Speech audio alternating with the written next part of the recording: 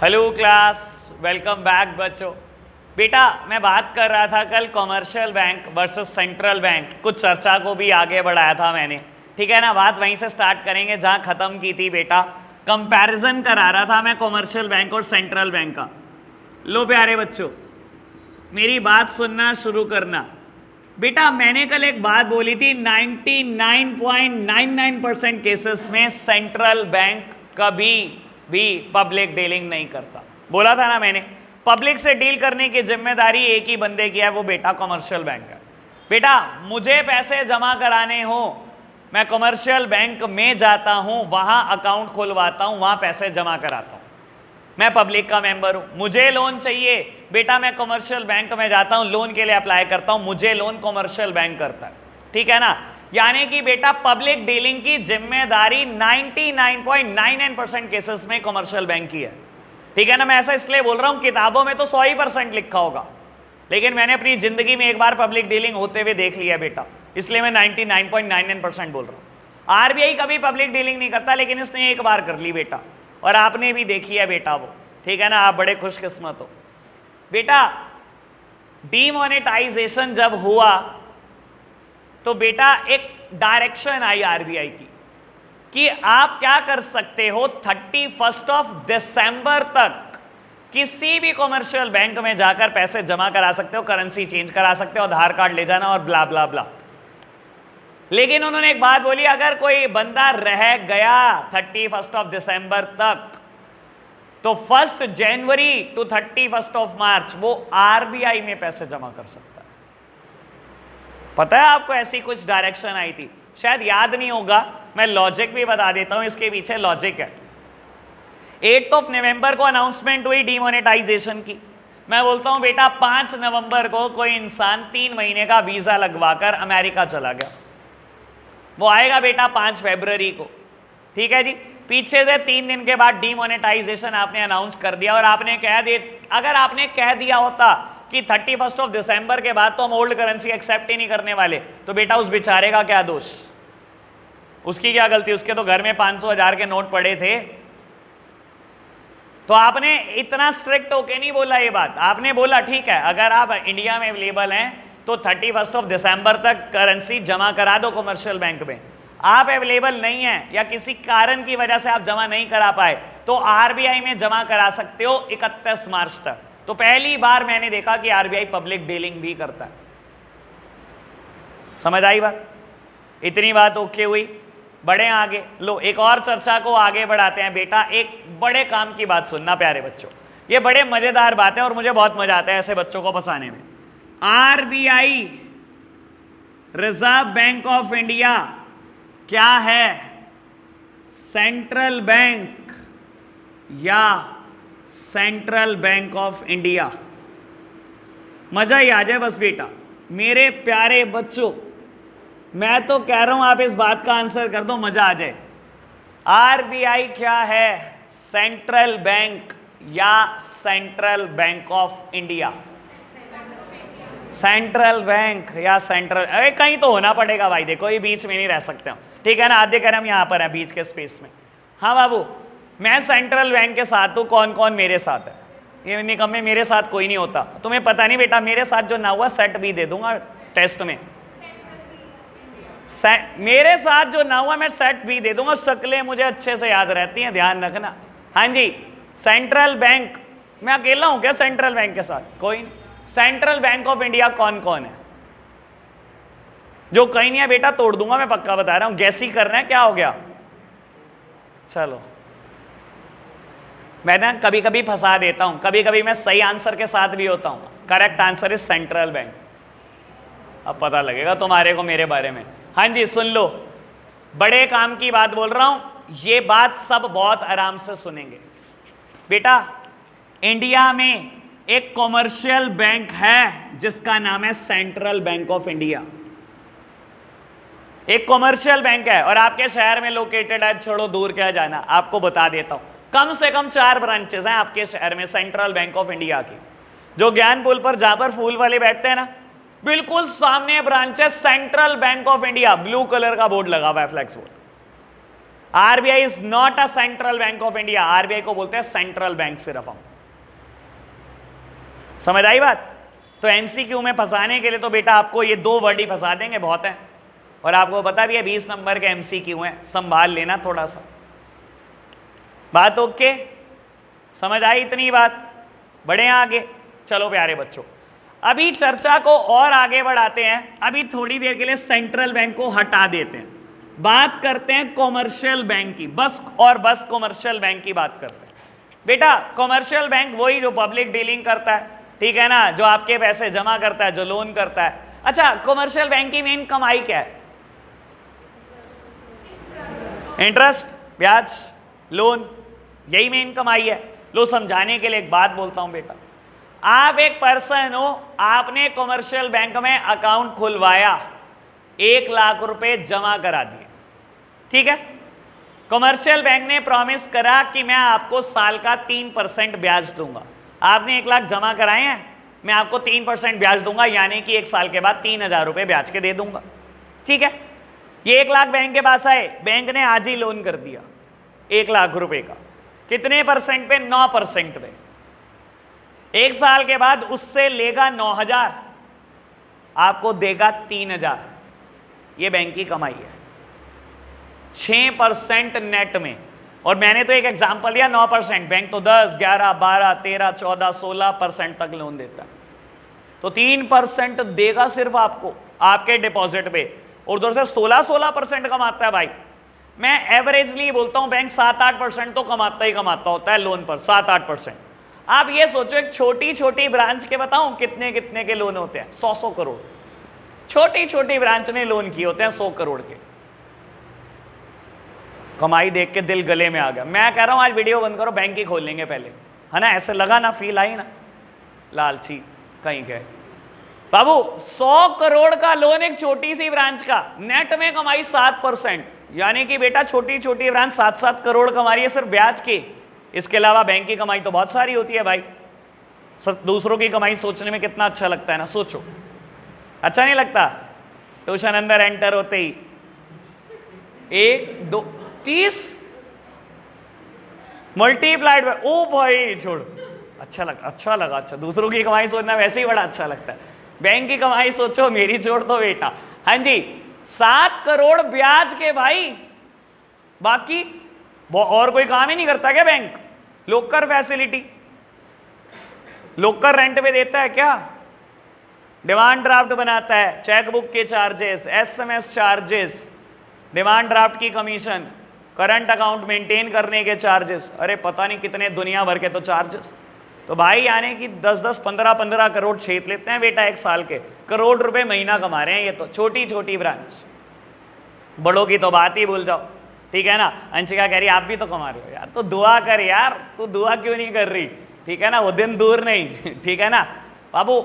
जिसको सिग्नेचर चाहिए आज ही ले लेना, फिर मैं बड़ा आदमी हो जाऊंगा, आप लाइन में लग के लोगे, मुझे अच्छा नहीं लगेगा, ठीक है ना। हाँ, मैं बड़ा आदमी होने वाला हूं आपकी दुआओं से, ठीक है जी। चलो बेटा, बात, इतना गुस्सा ठीक नहीं पार्थ भाई। चलो जी बेटा, बात करते हैं कॉमर्शियल बैंक की। लो प्यारे बच्चों, बात करते हैं कॉमर्शियल बैंक की। आपने मुझे बताया कि बेटा कॉमर्शियल बैंक की मेन कमाई है ब्याज। बेटा आएंगे, ब्याज पे बहुत चर्चा करनी है, लेकिन एक बात को समझो बेटा, बैंक जब लोन देता है तो कोई भी बैंक को लोन देने के लिए बेटा पहले डिपॉजिट्स चाहिए। घर से तो कोई बैंक नहीं लाता ना बेटा, जो आप जमा करते हो वही तो लोन देता है बेटा। तो पहले बात करेंगे कि बैंक डिपॉजिट कैसे एक्सेप्ट करता है, ठीक है जी। तो हमारा कॉमर्शियल बैंक का पहला फंक्शन स्टार्ट हो रहा है। मैं कॉमर्शियल बैंक के फंक्शन करा रहा हूं हमारे कोर्स में बेटा, सेंट्रल बैंक के फंक्शन क्लास 12th में है बेटा, ठीक है जी। हमारे कोर्स में सिर्फ कॉमर्शियल बैंक के फंक्शन है। तो बेटा बैंक का पहला फंक्शन है acceptance of deposits. Acceptance of deposits, bank का पहला काम है बेटा आपके डिपॉजिट एक्सेप्ट करना। और बेटा बैंक कोई 1 या 2 तरीकों से डिपॉजिट एक्सेप्ट नहीं करता, बैंक 5 तरीकों से डिपॉजिट एक्सेप्ट करता है। बेटा आराम से बढ़ेंगे इन चीजों की तरफ, कंपेयर करके चलेंगे। Saving account, current account, FD, जिसको आप प्यार से बोलते हो एफडी, लेकिन वैसे इसका नाम होता है फिक्स्ड डिपॉजिट। आरडी प्यार से बोलते हैं बेटा, वैसे नाम होता है recurring deposits. And last one is MODS. बेटा ऐसा हो सकता है हमने इनके नाम कभी ना कभी पढ़े हो, ठीक है ना, लेकिन वैसे एक बात बता देता हूं, मोस्ट ऑफ द बच्चे तो डिफरेंस नहीं जानते, एक बात। दूसरी बात, आप तो 11th क्लास में हो, मैं तो पोस्ट ग्रेजुएट कर रहे हुए बच्चों से पूछ लो तो उनको नहीं पता होता। पूछ के देख लेना अपने बड़े भाई बहनों से बेटा, जो मेरे पास ना पढ़े हो, क्या होता है करंट अकाउंट की क्वालिटी। अगर बता दे तो जो मर्जी जो कहोगे वो हार जाऊंगा बेटा, बता नहीं सकता। मुझे बहुत अच्छे से पता है बेटा, पेन स्लिप भरवाने के लिए खड़े होते हैं। मैं बैंक जाता हूं कभी भी, पोस्ट ग्रेजुएट करे हुए पर्सन, एमकॉम करी हुई, वो भी कॉमर्स में पोस्ट ग्रेजुएट, भैया फॉर्म भरना सिखाना। अरे पेन स्लिप नहीं भरनी आती और तो क्या ही बोलूं, बताओ क्या बैंक के बारे में जानते हो। तो बेटा आज वर्चुअली पूरा बैंक घूम के आना है, आज और कल सारे बैंक पे चर्चा करनी है, बैंक की कोई बात नहीं छोड़नी, सारी कमाई निकाल लो बेटा आज बैंक की। लो जी प्यारे बच्चों, तो बैंक क्या करता है, डिपॉजिट एक्सेप्ट करता है बेटा, ठीक है जी, 5 तरीकों से, चाहे सेविंग अकाउंट खुलवा लो, चाहे करंट अकाउंट, चाहे एफडी, चाहे आरडी, चाहे एमओडीएस। धीरे धीरे फीचर पढ़ेंगे, पहले इन दोनों को कंपेयर करेंगे। बेटा सेविंग अकाउंट कौन खुलवा सकता है, बेटा हाउस होल्ड्स। एक हाउस होल्ड, एक इंडिविजुअल सेविंग अकाउंट खुलवा सकता है, ठीक है ना, और छोटे छोटे पैसे इसमें जमा कर सकता है। लेकिन बेटा एक बिजनेस फर्म करंट अकाउंट ही खुलवाती है। समझने के लिए एक बात बोलता हूं बेटा, गवर्नमेंट ने बोला कि इंडिविजुअल का सिर्फ सेविंग अकाउंट हो सकता है, ठीक है ना। जिसने पिछला नहीं पढ़ा लेकिन नाम सुने होंगे, बेटा पार्टनरशिप का सेविंग अकाउंट हो सकता है क्या, नहीं, सिर्फ इंडिविजुअल का हो सकता है। कंपनी का हो सकता है क्या सेविंग अकाउंट, नहीं, सिर्फ इंडिविजुअल का हो सकता है सेविंग अकाउंट। आपने अगर बिजनेस करना है तो आपके पास करंट अकाउंट होगा, यानी कि कंपनी के पास करंट अकाउंट होगा, पार्टनरशिप फर्म के पास करंट अकाउंट होगा। तब क्या होगा, अगर मैं एक इंडिविजुअल हूं और मैं बिजनेस कर रहा हूं, बेटा मेरे दोनों अकाउंट हो सकते हैं। मेरा सेविंग अकाउंट भी हो सकता है पैसे जमा करने जोड़ने के लिए, और क्योंकि मैं बिजनेस कर रहा हूं तो मेरे पास करंट अकाउंट भी पक्का होगा। हाँ, individual is having both account, a saving account and a current account. लेकिन बेटा सेविंग अकाउंट कभी भी किसी कंपनी या पार्टनरशिप फर्म का नहीं हो सकता, यह सिर्फ हमेशा एक इंडिविजुअल का हो सकता है। कोई दिक्कत तो नहीं प्यारे बच्चों, इतनी बात समझ आई, बढ़े आगे।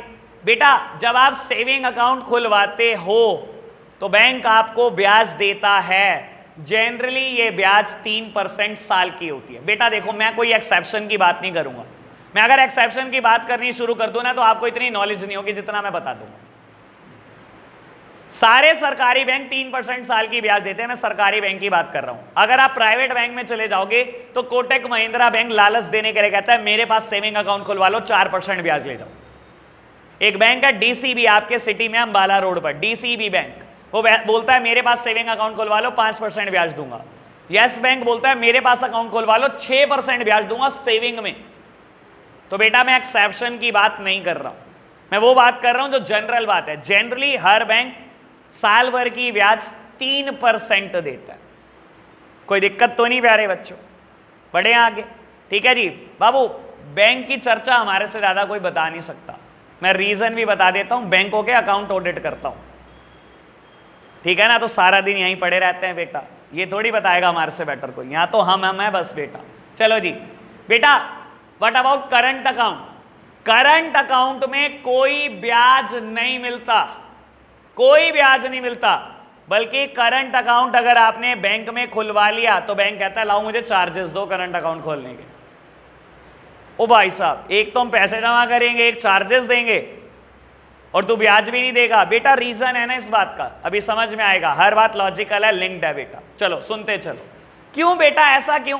देखो बेटा अगर आप सेविंग अकाउंट खुलवाते हो तो बेटा पैसा जमा कराने की भी लिमिट है और नंबर ऑफ ट्रांजैक्शन की भी लिमिट है। सुन लेना बहुत आराम से, मैंने सेविंग अकाउंट खुलवाया, आज मेरे पास कोई चेक आया, मैंने सेविंग अकाउंट में सुबह जाकर बैंक में लगवा दिया, ठीक है बेटा। सेविंग अकाउंट में ना आप एक दिन में 1-2 ट्रांजैक्शन कर सकते हो बस, इससे ज्यादा अलाउड नहीं होती।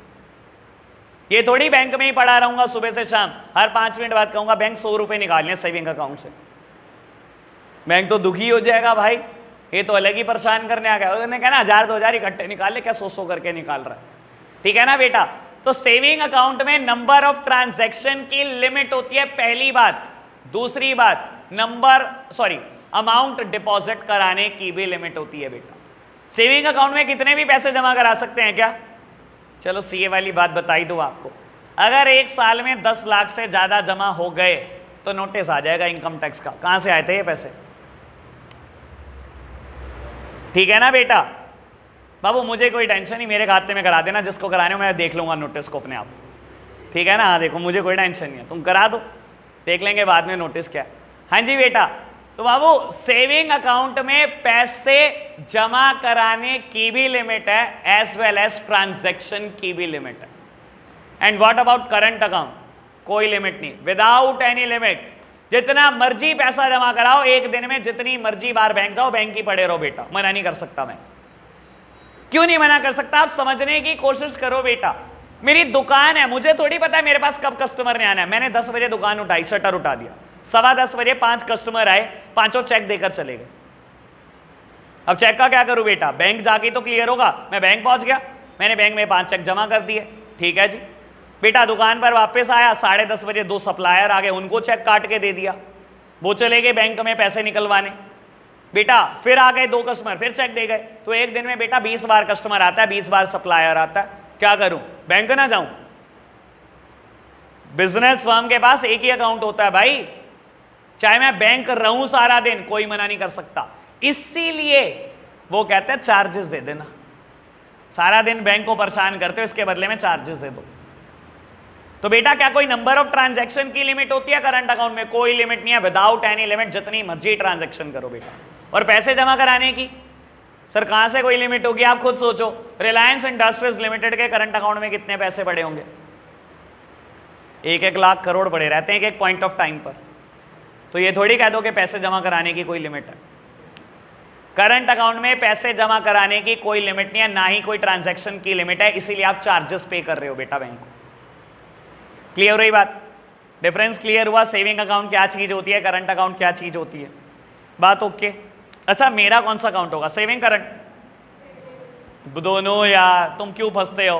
बिजनेस नहीं कर रहा मैं, और एज अ इंडिविजुअल क्या मेरा सेविंग अकाउंट हो सकता है? तो मेरे पास दोनों है, ठीक है ना जी, बात क्लियर?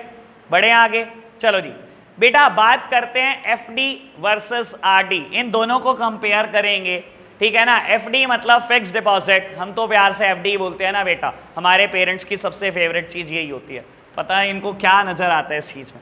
हाँ जी बेटा, और बाबू आरडी, ठीक है ना। चलो क्या एफडी की बात करेंगे पहले बेटा। एफडी मतलब a fixed amount for a fixed period. Amount fix है बेटा, पीरियड भी फिक्स है। लेट सपोज कि आपके पास 50,000 है, स्पेयर पड़े हैं बेटा, आप बैंक गए, आपने कहा बैंक एफडी करानी है, बैंक ने कहा कितने साल? 1 साल, 2 साल, 4 साल, 5 साल, मैंने कहा 1 साल। तो बेटा amount is fixed 50,000, time period is also fixed 1 year. बेटा बैंक को पता है आप 1 साल तक नजर नहीं आने वाले, आज 50,000 दे के जाओगे, नजर नहीं आओगे 1 साल तक। सर सेविंग अकाउंट और करंट अकाउंट में अगले दिन भी आ सकते हो। मैंने सेविंग अकाउंट खुलवाया 1 लाख रुपए से, अगले दिन पहुंच गया, मैंने कहा 80,000 निकालने की जरूरत है, कभी भी निकाल सकते हो। लेकिन जनरल केस में बैंक जानता होता है कि एफडी में आप नजर भी नहीं आओगे, तो आपने 50,000 दिए 1 साल के लिए, आपने 1 साल बैंक नहीं आना, बैंक को बड़ी मौज है भाई, बैंक को लगता है चल बढ़िया भाई 1 साल के लिए टला बंदा। बैंक आपको सबसे ज्यादा ब्याज देता है एफडी में, आज की तारीख में लगभग 5%। फिर ये बात बोल रहा हूं, ये जनरल बात है बेटा, मैं एक्सेप्शंस की बात नहीं कर सकता। सीनियर सिटीजन के लिए ब्याज थोड़ी ज्यादा होती है, और बेटा प्राइवेट बैंक लालच देने के लिए कुछ और ज्यादा ब्याज भी देते हैं, मैं जनरल बात कर रहा हूं आपसे, ठीक है जी। तो बैंक सबसे ज्यादा ब्याज देता है एफडी पे, कहता है 5% सालाना ब्याज दूंगा, ठीक है जी। सबसे ज्यादा ब्याज इसमें मिलने वाली है, ये बात समझ में आई। लेकिन अपना मुद्दा तो जनरल होएगा ही नहीं, अब एक्सेप्शन बात करते हैं। सर 6 महीने के बाद आपको पैसे की जरूरत पड़ गई, आप बैंक चले गए, आपने कहा बैंक एफडी तोड़ दे, तोड़वा सकते हो कि नहीं? किसका पैसा है? मेरा पैसा है भाई, जब मर्जी निकलवाऊं, ठीक है, मैंने तेरे को बोला कि मैं तुझे 50,000 रुपए दे रहा हूं 1 साल के लिए, लेकिन इमरजेंसी का किसको पता था, मुझे जरूरत पड़ गई मेरे पैसे की, मैं बैंक पहुंच गया, मैंने कहा बैंक एफडी तोड़वानी है तोड़ दे, मुझे पैसे चाहिए आज ही, अभी चाहिए, अर्जेंट है बहुत। क्या तोड़वा सकता हूं कि नहीं बेटा? तोड़वा सकता हूं, लेकिन इस बात को समझना बेटा, आप बैंक को इनकन्वीनियंस दे रहे हो। नहीं दे रहे क्या? इनकन्वीनियंस दे रहे हो ना। इनकन्वीनियंस किस बात के, डिटेल्ड बता देता हूं। हर्ष आया बैंक के पास, हर्ष ने क्या करा, एक एफडी कराई 50,000 रुपए की 1 साल की, ठीक है। अगले दिन कशिश आई, कह रही 50,000 का लोन चाहिए। मैंने कहा ठीक है, कितने साल के लिए? इसने कहा 1 साल के लिए। मैंने ये 50,000 रुपए उठाए, कशिश को 1 साल के लिए लोन पर दे दिए। अब आपको मेरी पोजीशन पता लग गई होगी, 1 साल बाद यहां से पैसे आएंगे, मैं यहां दे दूंगा। इससे 10% ब्याज तय करिए, उससे 5% देनी है, 5% कमाना है भाई, ठीक है ना जी। बाबू 6 महीने बाद आ गया हर्ष, खिलाओ एफडी तोड़ दो। मैंने कशिश को फोन मिलाया, कशिश आजा, 6 महीने पहले लोन दे जा। देगी? पक्का पता है ना नहीं आएंगे, वहां से कुछ नहीं आएंगे बेटा, लेकिन इसको तो देने। अब ये मुझे परेशान कर रहा है बेटा, जितना परेशान ये मुझे करेगा मैं उतनी परेशानी इसके ऊपर डाल दूंगा। क्या इसे एफडी की ब्याज दे दूं? हाँ, समझदार बच्चों को इशारा काफी। अगर मैं बेटा ये कर देता कि 50,000 पे 5% ब्याज दे देता इसको 6 महीने की, फिर तो हर बंदा आता कहता लाओ 10 साल की एफडी कर दो, और 2 ही महीने बाद आ जाता जी तोड़ दो। अगर मैं इसको ब्याज दे दूंगा भाई एफडी की, फिर तो क्या ही फायदा हुआ। तो बेटा इसने मुझे इनकन्वीनियंस दी है, इनकन्वीनियंस इसको मिलनी चाहिए और मिलेगी। अगर एफडी आपने मिड टर्म में तोड़वा ली, कभी भी एफडी की ब्याज नहीं मिलेगी, कभी भी नहीं मिलेगी एफडी की ब्याज। ब्याज किसकी मिलेगी? सेविंग अकाउंट की मिलेगी। फिर यानी कि बेटा कैलकुलेशन कुछ इंटरेस्ट की ऐसे होगी। तो हर्ष को हम ब्याज क्या देंगे? 50,000 इसने जमा कराए थे, सेविंग अकाउंट का interest which is 3% per annum. Per annum मतलब पूरे साल का, 3% साल का ब्याज है बेटा। तो बेटा 6 महीने के लिए पैसे जमा रहे हैं, 6 महीने का ब्याज दे दूंगा। बात समझ आई? All okay? इनकन्वीनियंस समझ में आई किस चीज की है? आपने बैंक को दी, बैंक ने आपको रिटर्न कर दी इनकन्वीनियंस। बढ़े आगे।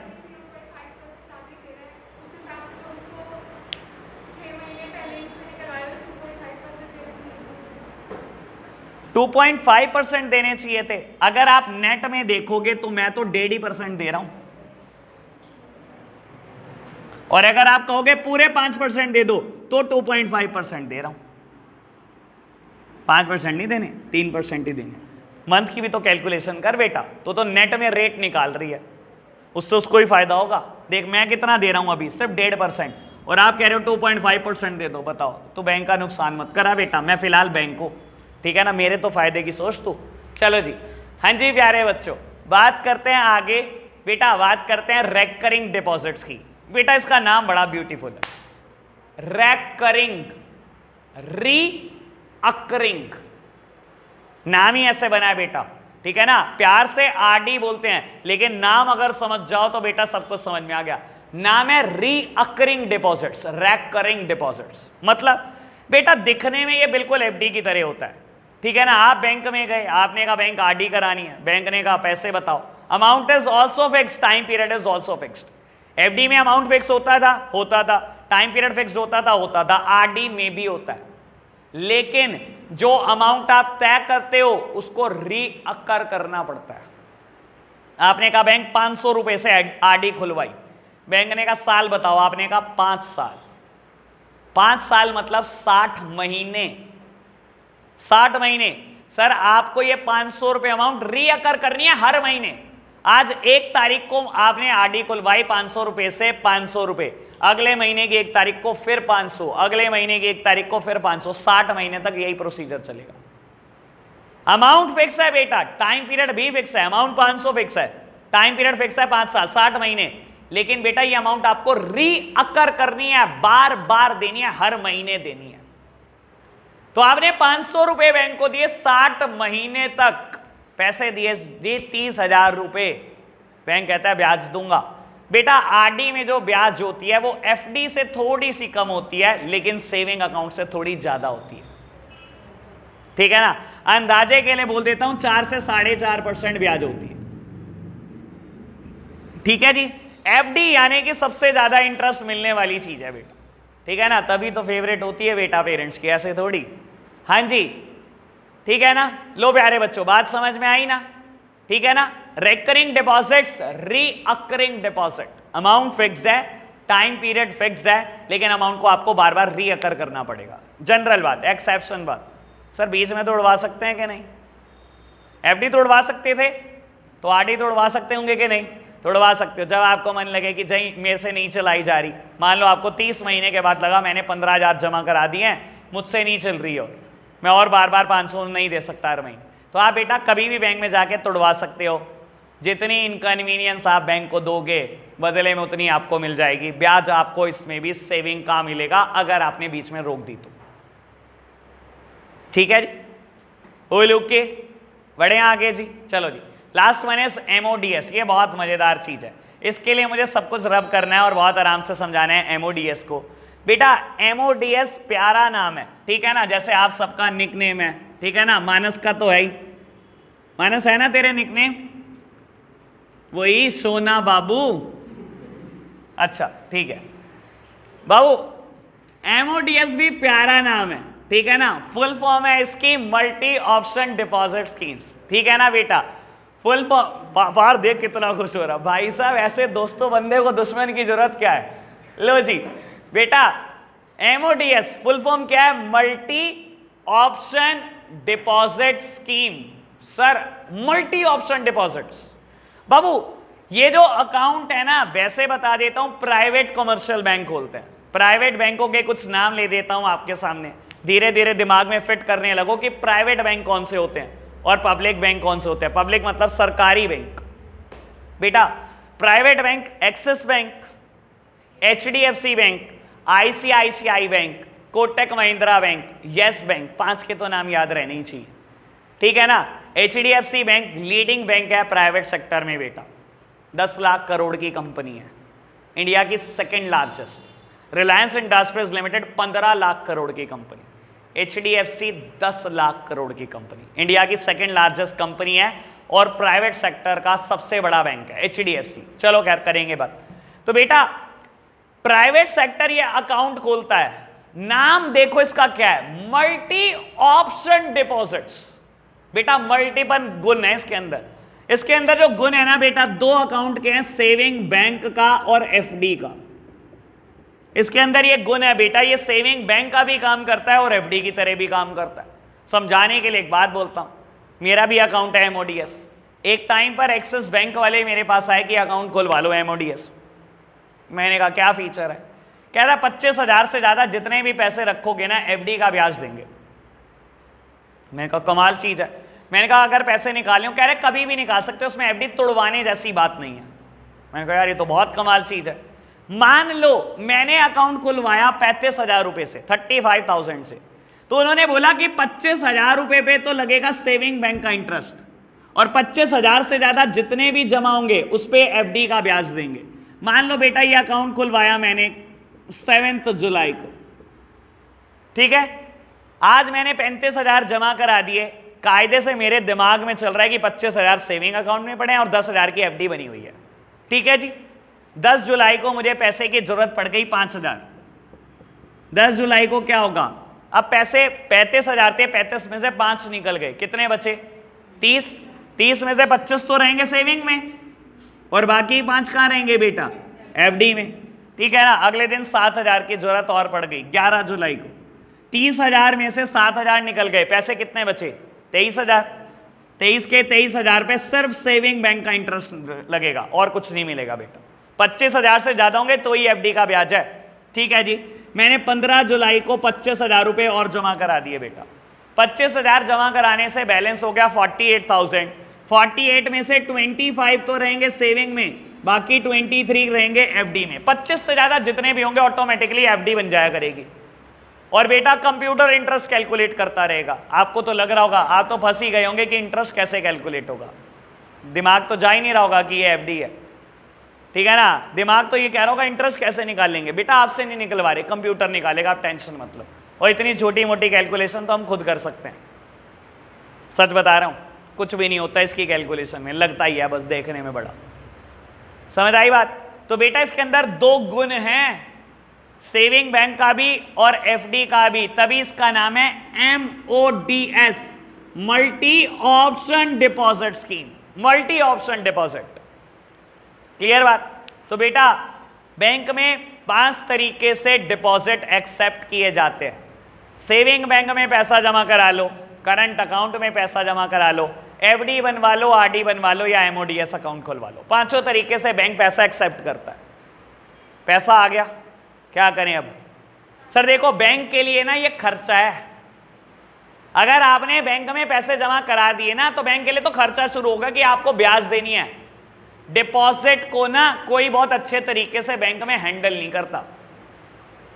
आप आज फोन कर दो बैंक मैनेजर के साथ, बहुत अच्छे टर्म हो आपके, आप कह दो सर 1 करोड़ का डिपॉजिट कराना है, एंटरटेन भी नहीं करेगा ढंग से आपको।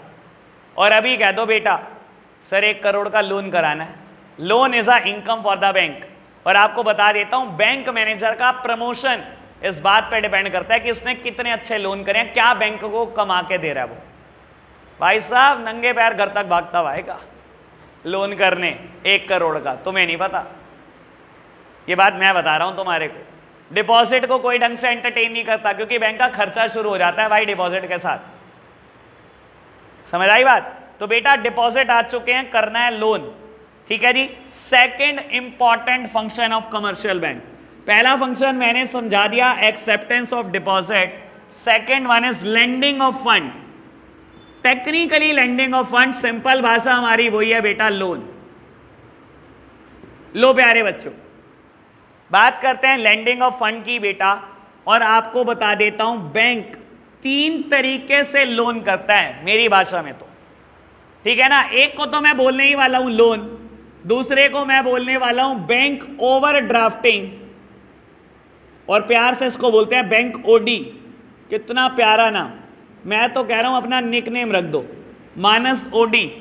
हाँ जी बेटा, और तीसरा काइंड ऑफ लोन है सीसी लिमिट, ठीक है ना, कैश क्रेडिट लिमिट, ठीक है ना, पार्थ सीसी, क्या नाम है यार। लो जी, तो प्यारे बच्चों लोन करने का तरीका बैंक के पास 3 तरीके का है, loans, bank OD and CC limit. बात करेंगे पहले लोन की। देखो बेटा जब मैं वर्ड लोन लिखता हूं ना, आप मुझे ये मत बताना कि बैंक होम लोन करता है और व्हीकल लोन करता है। जब मैंने लोन लिखा ना, सारे लोन इसमें, बस ये 2 छोड़कर। बैंक वैसे बहुत सारी कैटेगरी के लोन करता है, बैंक के पास बहुत अच्छे अच्छे प्रोडक्ट हैं आज की तारीख में। होम लोन करता है, कंस्ट्रक्शन लोन करता है, हाउसिंग लोन करता है, व्हीकल लोन करता है, प्रोजेक्ट लोन करता है, पर्सनल लोन करता है, लोन अगेंस्ट प्रॉपर्टी करता है, तो बहुत सारे हैं भाई, कितने ही करा लो, ठीक है ना जी। मेरे लिए तो सारे लोन एक जगह पर हैं बेटा, ठीक है ना। और ये दोनों प्रोडक्ट बैंक के अलग है, इन दोनों पे PhD करते हैं बेटा, और बाकी समझ ही लेंगे। लो जी बेटा बैंक की बात करते हैं, बैंक ओवर ड्राफ्टिंग की, ठीक है ना। बस मैंने आपके लिए पूरा लिख दिया, मैं तो बैंक ओडी बोलूंगा इसको, ठीक है जी। बैंक ओडी क्या होता है? सबसे पहली बात बेटा, ये फैसिलिटी सिर्फ और सिर्फ करंट अकाउंट में होती है। समझाने के लिए एक बात बोलता हूं, आपकी कोई फर्म है बेटा XYZ प्राइवेट लिमिटेड, ठीक है जी, एक कंपनी XYZ प्राइवेट लिमिटेड, 20 साल से एक बैंक में अकाउंट है आपका, कोई भी बैंक का नाम ले लो, let's suppose Punjab National Bank, 20 साल से करोड़ों में ट्रांजैक्शन है, करोड़ों में, और हर साल की करोड़ों में ट्रांजैक्शन। करंट अकाउंट चल रहा है बहुत अच्छा, हर बैंक का एम्प्लॉय जानता है आपको, बहुत अच्छी रेप्यूटेशन है आपकी मार्केट में, बहुत बढ़िया। एक दिन क्या हुआ बेटा, बहुत सारे सप्लायर्स को आपने पेमेंट करना था, लेट्स सपोज की कोविड के तुरंत बाद दुकान खुलती है, बहुत सारे सप्लायर दुकान पे लाइन लगा के खड़े हैं और आप चेक काट के दे रहे हो सबको धड़ाधड़ कि निकलवा लो अपने पैसे निकलवा लो, ठीक है। आपको दिमाग में भी नहीं है कि बैलेंस कितना है, आपने बहुत सारी दुनिया को चेक काट के दे दी, ठीक है। जब लास्ट चेक बैंक में प्रेजेंट हुआ, लेट्स सपोज 3:30 बजे, तो आपके बैंक में बैलेंस बचा था सिर्फ 20,000 रुपए, और चेक आपने काट के दिया हुआ है 1 लाख रुपए का। पहुंच गया भाई साहब पर्सन, चेक दे दिया उसने बैंक एम्प्लॉय को, टेलर को चेक दे दिया। बाबू अगर मैं नॉर्म्स की बात करूं, लीगली बात करूं, इस चेक को डिसऑनर हो जाना चाहिए, ठीक है ना, जिसको आप बाउंस बोलते हो प्यार से, हम बाउंस नहीं बोलते कभी भी, हम टेक्निकल भाषा का यूज करते हैं, डिसऑनर। बाउंस हो जाना चाहिए ना इस चेक को आपकी भाषा में, तो क्योंकि पैसे नहीं है, 1 लाख रुपए का चेक है और 20,000 रुपए उसके अकाउंट में शो कर रहे हैं। बेटा देखो लीगल तरीका यही है कि डिसऑनर हो जाना चाहिए, लेकिन बैंक एम्प्लॉय को आपकी रेप्यूटेशन का ध्यान है बहुत अच्छे से। उसने सोचा कि अगर मैं आज इस चेक को डिसऑनर कर दूंगा ना तो इसकी रेप्यूटेशन पे फर्क पड़ जाएगा। ये क्या सोचेगा कस्टमर, इसका सप्लायर, किसके खाते में 1 लाख रुपए भी नहीं होते, वैसे इतनी बड़ी हस्ती है ये, इसकी रेप्यूटेशन कहीं ना कहीं इसकी नजर में गिर जाएगी। उसने 1 लाख रुपए निकाले और दे दिए। कितने पैसे थे? सिर्फ 20,000 खाते में। सर इसी को बोलते हैं बैंक ओवरड्राफ्टिंग। अकाउंट में पैसा 20,000 है, निकालने दे रहा है आपको 1 लाख, ये 80,000 रुपए का a kind of loan on you, एक तरीके का लोन ही तो हुआ बेटा आपके ऊपर। और क्या करना है बेटा बैंक एम्प्लॉय ने? अगले ही मिनट फोन घुमा देना, सर क्या करते हो, बैलेंस भी नहीं चेक करा, लाख का चेक काट के दे दिया आपने, फिलहाल मैंने ऑनर कर दिया है, आप जमा करा देना कल बैंक में आकर। तो बेटा ये 80,000 रुपए की ओवर ड्राफ्टिंग है, ये आपके ऊपर लोन है और ब्याज के साथ बैंक लेता है। और आपको भी पता है देखो ब्याज कुछ खास नहीं बैठेगी, अगर आप साल का 12% भी ब्याज लेते हो ना तो एक दिन का कितना होगा? अरे कितना बैठेगा आप समझ लो ना, 40-50 रुपए ले लियो भाई, क्या उसके लिए क्या फर्क पड़ना है, उसकी इज्जत बच गई, ये बहुत अच्छी बात है। एक बात। दूसरी बात बेटा, डिसऑनर ना करने की एक दूसरी वजह भी है, खाली आपकी रेप्यूटेशन दिमाग में नहीं है, एक और वजह भी है। सर आज की तारीख में अगर आपका चेक डिसऑनर हो जाता है तो 3 महीने तक की जेल हो सकती है। आपको पता है किसी को? इंडिया में लॉ है, अगर आपका चेक डिसऑनर हो गया तो कोर्ट के पास 3 ऑप्शन होते हैं, या तो आपसे अमाउंट निकलवाए विद ब्याज। सप्लायर को के पास 1 लाख का चेक है, बैंक ने क्या करा, डिसऑनर कर दिया चेक को, डिसऑनर पे लिख कर दे दिया due to the insufficiency of fund, ये चेक को हम डिसऑनर कर रहे हैं। सप्लायर ने उठाकर केस कर दिया आपके ऊपर। कोर्ट के पास 3 ऑप्शन है, या तो उसके 1 लाख रुपए दिलवा दे विद इंटरेस्ट, ये कोर्ट की मर्जी होगी, डिस्क्रिशन कोर्ट की है। दूसरा ऑप्शन है 3 महीने के लिए आपको जेल डाल दे। तीसरा ऑप्शन है पैसे भी दे दे विद इंटरेस्ट और 3 महीने की जेल। तो सर ऐसा रिस्क कौन लेगा? बैंक एम्प्लॉय बहुत हद तक बचा रहा है आपको। अगर आपका चेक ऑनर कर रहा है ना बेटा तो आपके ऊपर एहसान ही कर रहा है वो आज की तारीख में। समझ में आया ओवर ड्राफ्टिंग क्या चीज होती है? बात क्लियर है ना बैंक ओवर ड्राफ्टिंग के? बढ़े आगे बेटा, अब कंपेयर करेंगे लोन वर्सेस सीसी लिमिट। पहले बात करते हैं लोन की। बाबू समझने की कोशिश करना है इसको। आप बैंक गए, कहानी बताऊंगा बेटा, कहानी सुनाने में वैसे ही मजा आता है।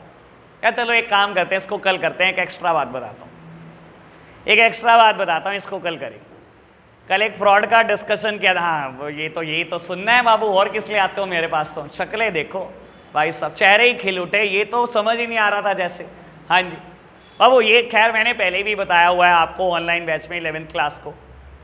बाबू एक टाइम की बात है, बराक ओबामा प्रेसिडेंट थे अमेरिका के, ठीक है ना। तो बराक ओबामा को एक मेल आती है, थ्रेटनिंग मेल, धमकी भरी मेल आती है बेटा कि जान से मार देंगे, ये कर देंगे, वो कर देंगे।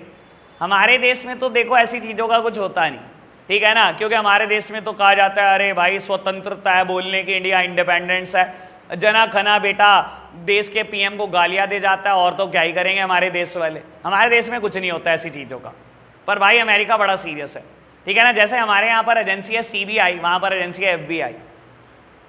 एफबीआई तो भाई पीछे पड़ गई पता कराना कि कहां से मेल आई, इसका आईपी एड्रेस ट्रैक करेंगे हम और पता लगाएंगे। आईपी एड्रेस क्या होता है बेटा? देखो जैसे हमारा एक फिजिकल एड्रेस होता है जहां कहीं हम रहते हैं बेटा, हर डिवाइस का जिसमें भी कुछ मशीन लगी है बेटा, हर डिवाइस का एक आईपी एड्रेस होता है, ठीक है ना बेटा। मेरे कंप्यूटर का एक आईपी एड्रेस होगा, आपके का बिल्कुल डिफरेंट होगा, ठीक है ना। ऐसे ही वाईफाई डोंगल का अलग होगा, क्योंकि मैंने बोला हर चीज जिसमें एक मशीन लगी है उसका आईपी एड्रेस अलग होता है बेटा।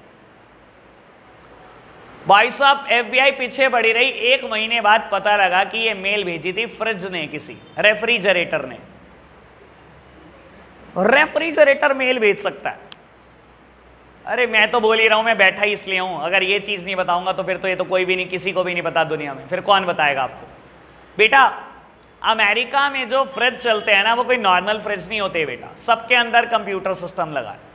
और बेटा फ्रिज की क्वालिटी A1 है, वो तो कमांड डालते हैं अपने हिसाब से, ठीक है ना। फ्रिज में बेटा एक स्पेस है जहां पर आप मिल्क को स्टोर करते हो, उन्होंने कमांड डाली हुई है कि जैसे ही मिल्क 1 लीटर से कम रह जाए, 2 लीटर मिल्क ऑर्डर हो जाए वॉलमार्ट को। कोई कुछ नहीं करता वहां पर, जंग लगते हैं बेटा इंसानों को, ठीक है ना। तो बाबू जैसे ही मिल्क की क्वांटिटी, आप तो स्पेस से मिल्क निकाल रहे हो, मिल्क कंज्यूम कर रहे हो, जैसे ही वो 1 लीटर से कम रह जाएगा ऑटोमेटिकली वॉलमार्ट को मेल जाएगी बेटा, और वहां से 2 लीटर मिल्क आपके घर पर आ जाएगा। ऐसे ही फ्रूट का स्पेस है बेटा, फ्रूट बास्केट है बेटा फ्रिज के अंदर, वहां पर है बेटा अगर फ्रूट की क्वांटिटी 3 kg से कम रह जाए तो 1 kg कुछ भी फ्रूट ऑर्डर हो जाए, या 1 डजन बनानास ऑर्डर हो जाए, या बेटा ग्रेप्स ऑर्डर हो जाए, तो बेटा ऐसी चीजें ऑर्डर हो जाती हैं, ऐसी मेल्स जाती हैं। तो किसी हैकर ने क्या करा, किसी के रेफ्रिजरेटर को हैक करा और उसके IP एड्रेस से मेल भेज दी। समझ सकते हो भाई टेक्नोलॉजी कहां जा रही है, रेफ्रिजरेटर मेल भेजने लगे। ठीक है जी, चलो आज के लिए इतना ही रखते हैं बच्चों, बाय बाय।